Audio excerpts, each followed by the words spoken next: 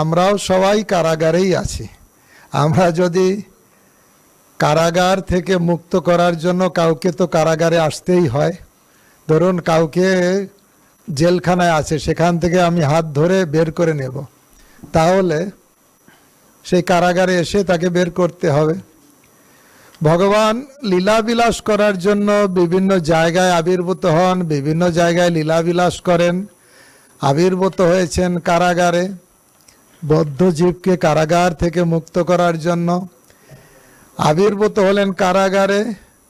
কিন্তু পরবর্তীকালে তো ব্রজধামে চলে যে লুটু লুটু দধি মাখন খায়, গোয়াল বালক সঙ্গ ধেনু চড়ায়, দিব্য লীলা বিলাস করলেন।